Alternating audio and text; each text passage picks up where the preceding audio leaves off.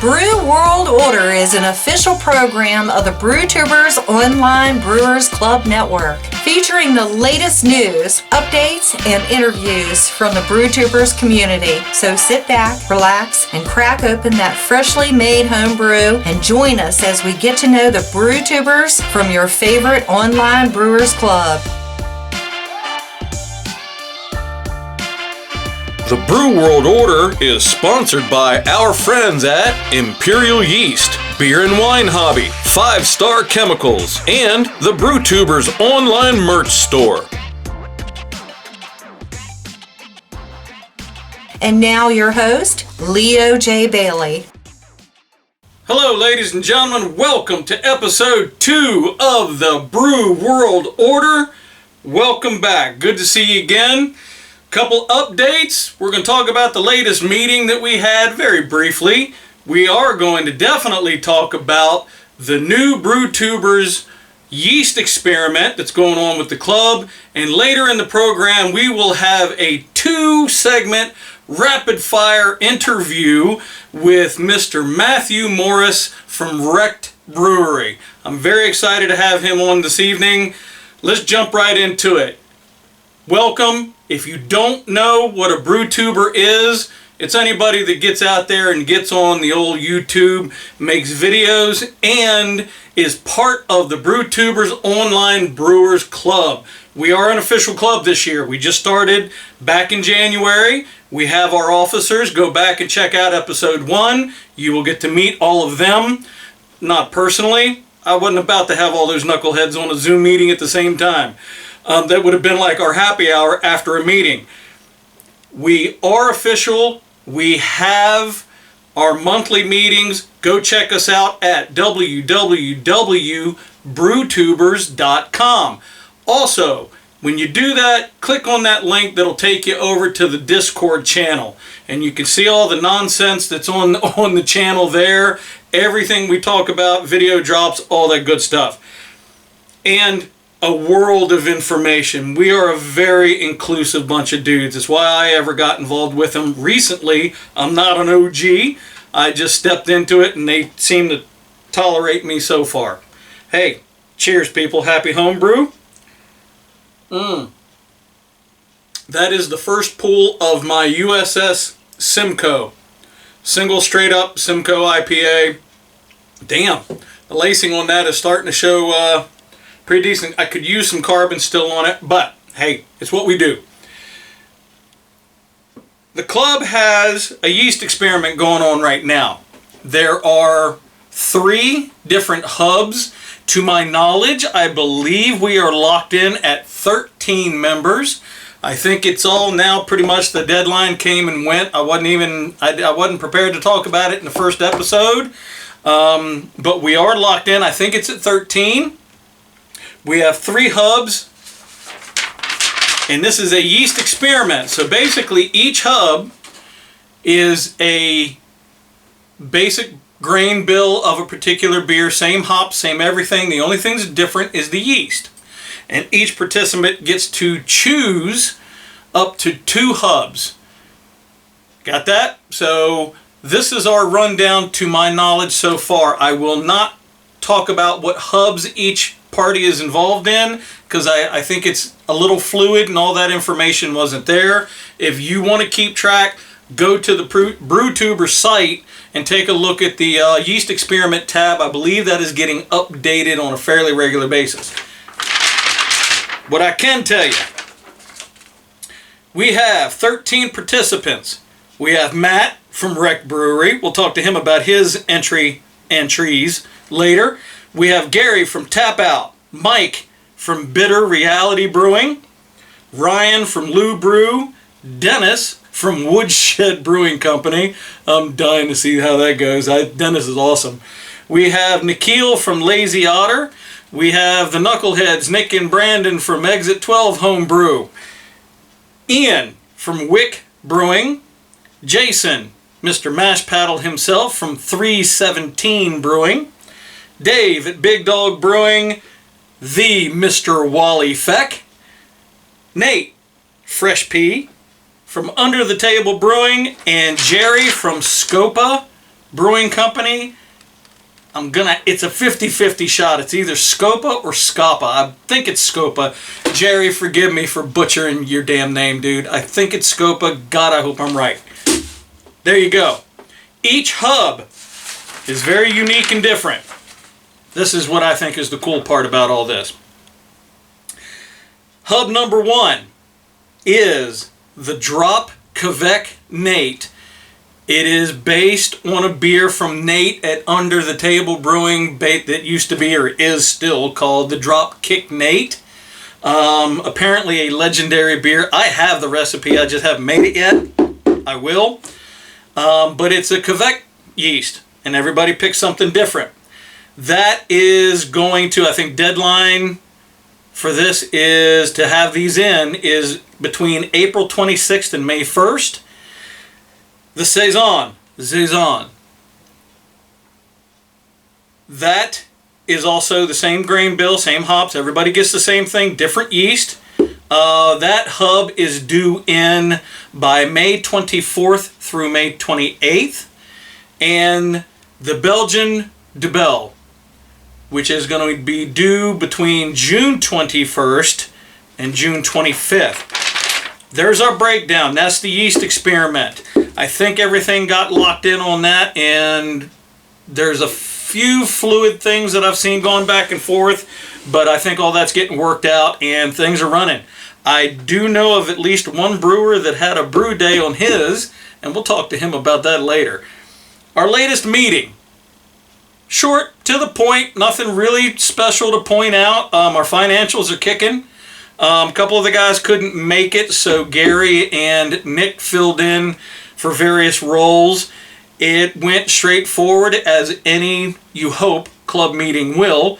And I think we're in pretty good shape. I know our financials look good. Please, if you are thinking about becoming a member, please do. You get all kinds of interesting little things here and there, some benefits from time to time, certain percentages off on things. We have some sponsors that some deals come through from time to time. The yeast experiments, all kinds of different experiments. I know the SJ Pour Challenge is going to be popping back up in 2022. I would imagine a bunch of guys are going to be involved in that. Think about it. Become a member. Check out our merch store. We just got a whole bunch of new shirts. That's Mr. Brandon takes care of that business. Stickers, all kinds of things at the merch.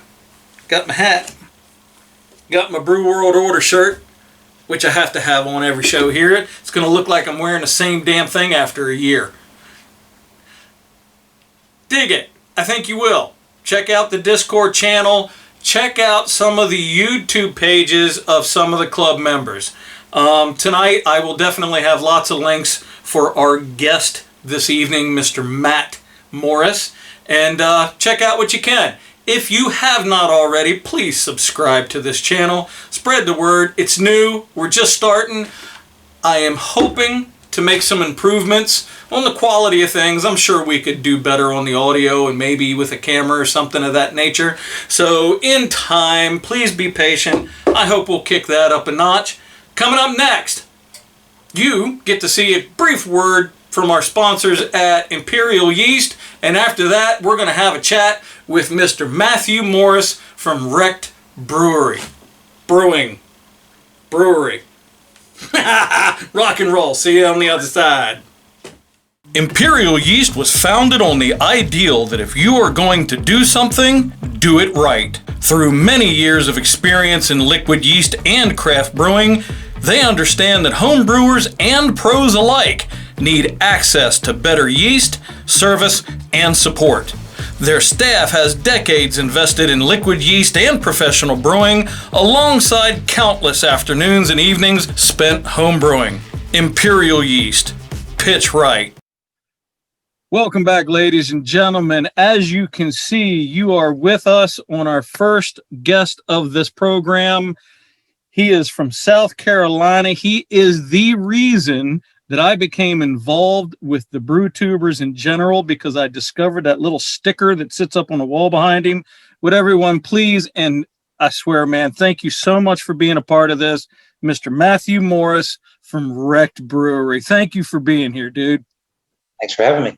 Man, I do really appreciate it. So we're going to get away from the really stupid type of interview questions, and I'm going to ask you the most basic ones right off the bat. One, how long have you been homebrewing?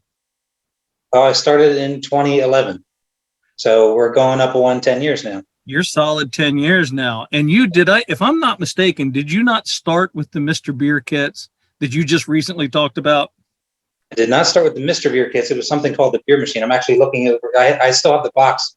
Okay, I got it wrong. I thought it was the other way around. Yeah, so the Mr. Beer kit, it's the same idea. I think it holds the same amount of beer, but the difference is the Mr. Beer kit is basically just a fermenting chamber, small fermenting chamber that you can put everything into. This is sort of a step up from that. It's the same kind of thing, except it also controls the temperature and the pressure. Pressure. Yeah. Now you did say you were going to do some videos on this in the future because you had kind of rediscovered it. Yes. I forget. I think it was because of somebody that has just recently joined BrewTubers. I can't think of his name now. That is doing the Mr. Beer kits.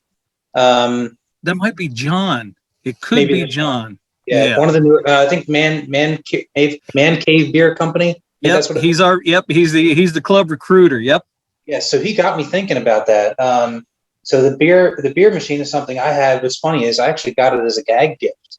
So I had thought about it for years. Like, it'd be kind of cool to mess around making beer and stuff, but I never really got into it or did anything with it. Right. It was just sort of one of those things. And then a friend of mine for Christmas that year in 2011, I shows up with this thing. Here's my gift to you this year. Make me some beer. Okay, I'll check this thing out. And it produces decent beer. I mean, it is what you get. It comes in a little kit. You go out and you order like a powder basically in a bag. They give you yeast, they give you hops, and you just mix it with water, and you're done in like 10 minutes. No problem. Maybe the beer's nothing to write home about, but it's okay. It's decent. It's not Budweiser. It's all right. It's not this, but it's also not crap. So it was all right. And it got me. Speaking of which, cheers, brother. Cheers. So what are you drinking this evening? This is, and we'll talk about the canner too with this, but this is actually a beer that is something that I made with Gary. This is the IPL that we made together. Oh, I remember. Yes. So this is something that you'll see some video on that. This is something that it's a brand new hop that's available to us in the U.S. That Gary got his hands on. So we brewed with it. Very cool, man. So that leads to my second question. Videos and collaborations, YouTube in general. How long have you been posting videos? Well, I started my YouTube channel. I created it in 2012, believe it or not. But I probably did I might have only done maybe 3 videos that year. I didn't do a whole lot. I was like, this is cool. Let me jump in and see what I could do with this, like everyone else. And people that got me real interested in doing that was someone like main brew guy Gary. I checked him out pretty early on with BrewTubers and everything, and I just jumped right in. You probably heard some other names like Craig Tube. I got some ideas from him. Right. Tony Yates. He was on the channel back then. A lot of the old guys that have been, some of them are still brewing, others aren't. Gave me the inspiration to really pick this up and run with it. Okay. It was right around that time when I switched off of like beer machine and started getting into like extract and then taking it, one step at a time from there. Oh, wow. It really fueled the hobby for me, seeing what everybody was doing online. So that kind of answers my third question, was to ask, how long have you been involved with the BrewTubers community? Granted, we are an official club just starting this year, but BrewTubers has been around for a little bit. I'm assuming you got into them fairly quickly after getting into YouTube. Pretty much, yeah. I wasn't as vocal. I'm a very behind the curtains kind of guy. I work in IT, so that kind of projects with everything else I do. And I just sort of followed along and watched from the outside looking in. I would occasionally comment on people's videos, occasionally reach out to folks with questions. Very, very knowledgeable, as you know, very knowledgeable, very, very welcoming group of people. But we didn't have some of the stuff we have today. So it wasn't a lot of touch and go with a lot of the folks that were in BrewTubers community. So I would say that some people knew who I was, but I wasn't like in everyone's face putting out a video every week. I was only putting something out every couple of months or so. Right. So, it wasn't until, the last couple of years really that this whole thing really started firing up and we became a club that I really got big into making more and more videos every week. And everybody seems to be picking their game up quite a bit, man. Yeah. Everybody is getting energy. more. I mean, the editing is better. A lot of the quality of the shows is better. The people involved, I mean, just all of it is become a tremendous amount of fun. So, dude, that's absolutely freaking awesome. Yeah. You go from this Mr. Beer kit to this rig that you have behind you. We're going to get into much more depth about that in the second segment. I could show you this thing real quick if you want. How long ago did you get this rig? Well, before I answer that, here, just a quick look. Oh my God. There it is. Mr. Beer Machine. Oh my God, that is hysterical. I saved it. I opened it up, made sure all the pieces were in there, and I can't wait to mess around with it again. I think that's hysterical because you did say you were going to kind of go full circle. Yeah. How long did you actually use that before you stepped up into? 6 months. So did you go from the Mr. Beer Machine straight in to all grain, the rig that you have now, or did you grow into it? I grew into it. I went from the beer machine over to, extracts. Okay. That was very short lived. I did probably 4 or 5 maybe batches of extract. Okay. And they weren't even things that I created. They were, the first couple of them were kits from the homebrew store. They were already packaged, ready to go because I didn't know what I didn't know. I didn't know what I needed. I didn't know what worked what. So I just went with that and figured that was the way to go. I kind of skipped I know there's different levels of brewing, even in extract. Like I skipped the whole like Cooper's kits where it's kind of like literally add water and you're done. I didn't do that. I kind of went to the next level. It was more of a, I guess you would call it a partial mash, sort of. It was basically an extract kit with specialty grains. Yes. So it would have, I would have the liquid malt extract or the dry malt extract in the kit and the hops to add in during the boil and stuff. So I had those steps, but I also had the grains that I had to steep in there for 20 minutes. It was maybe, ounces of grains we're talking, just enough to add a little bit to it. So that's the level I started at from here. I kind of jumped into that level. I did that for, like I said, 3, 4, maybe 5 batches. And then that's when I started thinking, what else can I do here? How can I make a better product? And I just literally just dove head first into all grain at that point. Dude, you wasted no time. A cooler and built a little mash tun and the whole nine yards. So, man, it is one hell of a rig. We're definitely going to talk a little bit more about that. We got about the first one. That's not the first 3-tiered rig? No kid. What did you have before this? So before that, I had propane. Okay. So just to kind of take you through the timeline, I did the extract of that first year, probably halfway through that first year. And towards the end of 2012, beginning of 2013, that is when I got into the all grain. When I did the all grain, I was still cooking on the stove, but I had a mash tun. Actually, still have the mash tuns over there. It's a igloo cooler, and I used that for a long time. Right around 2015 is when I said, you know what, I like seeing these big systems. I've been seeing people building things, so I went out and bought a propane system. It's similar to this, 3 vessels, all on one bench. Yep. But the thing I didn't like about it, I mean, it was great. It was definitely a step up from what I was doing, but I didn't have the control I wanted that I needed. Right. That's what I get out of this, and that's why I made that jump. Propane was great. It was nice. I had the 3 vessels, and I had the pumps. I could move things around. It was much easier to brew, but the mashing process was very, very there's a lot of babysitting involved. And that's what really kind of drove me crazy. Because if I wanted to have a mash temperature of 150, I had to sit there and kick the flame on and off to make sure I maintain that. And it got annoying.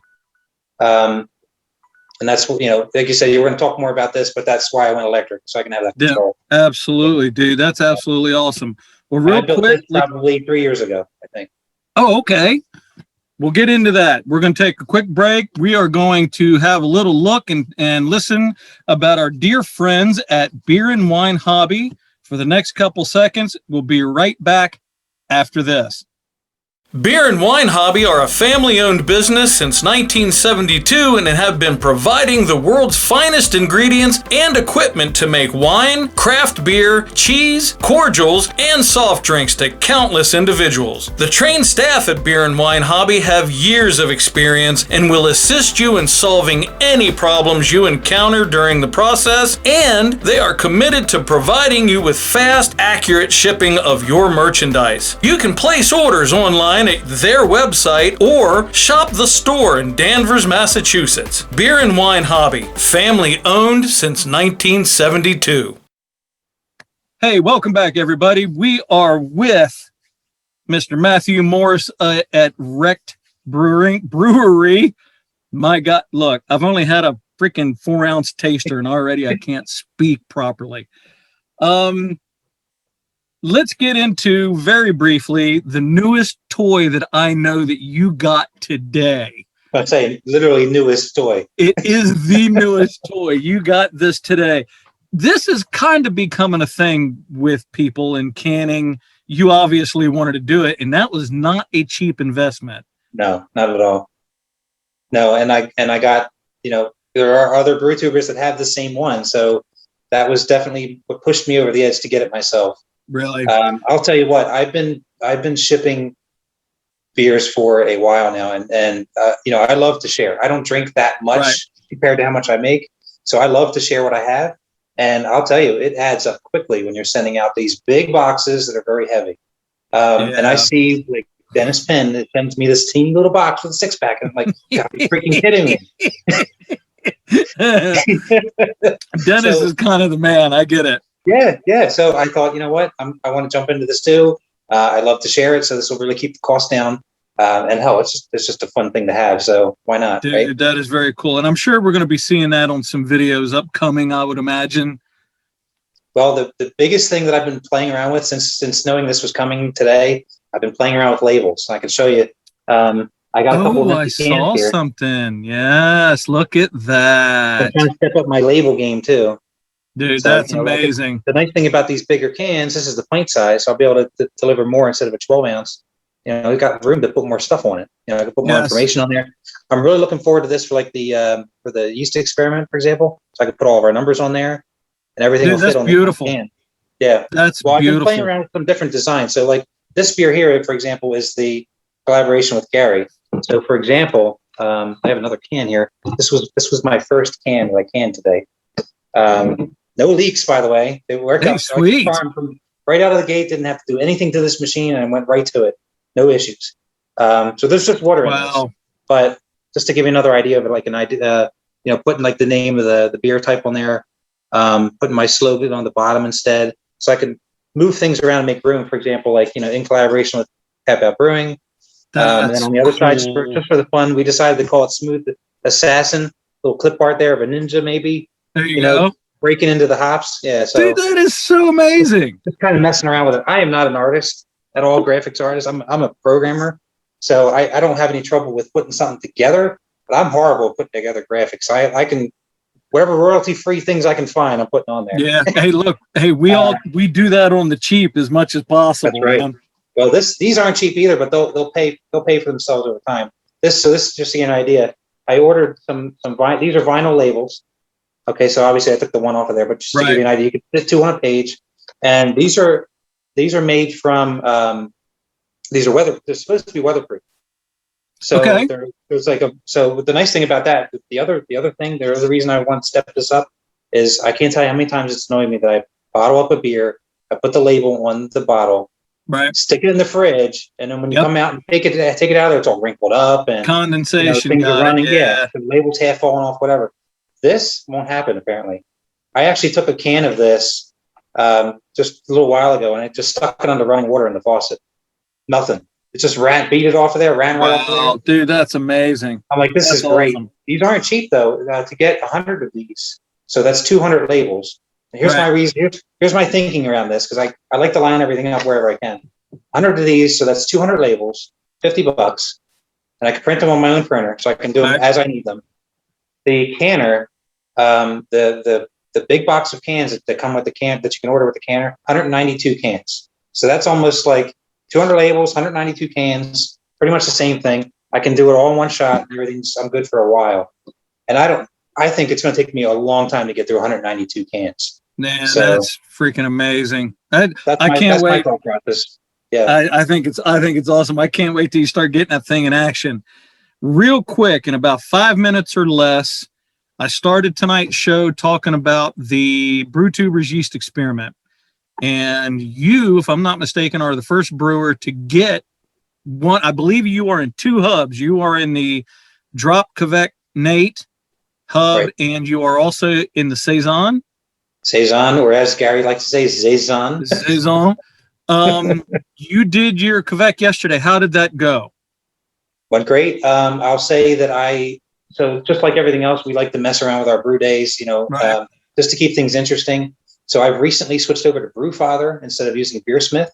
Yes. Yes, I love this. I love the software. I love how it integrates with the tilt, which is something that I also have in there. But that's just like anything else. It's trial and error, just trying to make it all work. I took my profile directly out of BeerSmith, put it right into BrewFather, Transferred it. Yeah. So everything works out great, but I'm a little bit short on my volumes now, and I think it's probably because of something in there that I need to adjust. Right. And it's all minor stuff. But other than that, the brew day went swimmingly, no issues. I think I was done in and out 4 hours. So that worked out really nicely. What was the yeast you used? So I used the Kvike Maniacal Juggernaut. Ah, awesome. And I threw that so I did a starter on that probably 2-3 weeks ago, stuck it in the fridge, forgot about it, threw it right into the fermenter yesterday after the brew day. Within like 2 hours, that thing was gone. It was already taken off. And it was it wasn't even a slow trickle. It was full on fermenting. Yeah. Really? Yeah. And right now, so I started that off at 1055, and I'm looking over there, looking at the ferment chamber right now. It's sitting at 80 degrees, and the tilt is reading at 1030 already. I mean, that thing is just chewing through that wort. That's crazy. Yeah. I have not done a Quebec yeast yet. I probably will at some point, but I've got so many other things ahead of me before I even get that far. It is different. I've now done 2. I've done the Juggernaut before this. I used it on a different beer, and I used Berserker on the Tipsy Smurf. And I would say between the 2 of those, Berserker was just absolutely that thing was ridiculous. Really? That thing that blew out on me twice. It just went nuts. And I remember that. I have a 7-gallon fermenter, and there's 5 gallons of wort in there, and that wasn't not enough. So, just to give you an idea. Yeah, man, that's nuts. Yeah, and very cool, man. Big beer. It wasn't a big beer either. It was like a 1045, whatever that was. This one's 1055, and there's no issues. Just chugging along, doing this thing. And it's that damn yeast. So apparently, the key to the Quebec is just it's fermenting at warmer temperatures. Just makes it go crazy. Yeah, and I will say also too with that is that it won't finish unless it's high enough. I learned that the hard way with the last beer I brewed. Okay. I brewed a pale ale with the Juggernaut before this one, and I fermented it at 75, and it didn't ever finish until I raised it. And once I bumped it up to the 80, 85 range, then it finished out.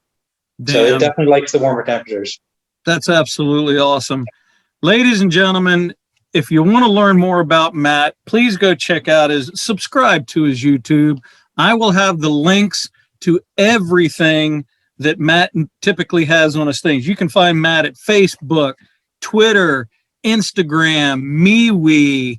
Where the hell out? YouTube, obviously. Where are you? Are you not? Is it Untapped? I'm on Untapped as well. That's right. And I will have links to all of that. Go check out Matt's stuff. I have one final question for you, sir, before we get out of here. And again, thank you so much for being a part of this. Who should I interview next? That's a great question. See? First, I would say I'm very honored to have been the first. Thank you. Well, dude. Well, you had to be the first guy because you were the reason that I kind of stumbled into these knuckleheads. So who should be the next one? So there's so many. It's I know. I'm sure you're going to get around and get to everybody. You got to throw me a name. Well, you've now met or you've now interviewed an officer, so why not pick somebody that's not an officer? Okay. Just to keep it interesting, and I think it'll be an exciting interview. Why don't you go for Wally Feck next? Mr. Wally Feck it is then. His internet is awful, but we'll find a way to make that happen. All right, brother. Thank you so much for being a part of this.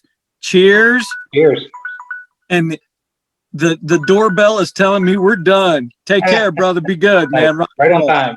Take care.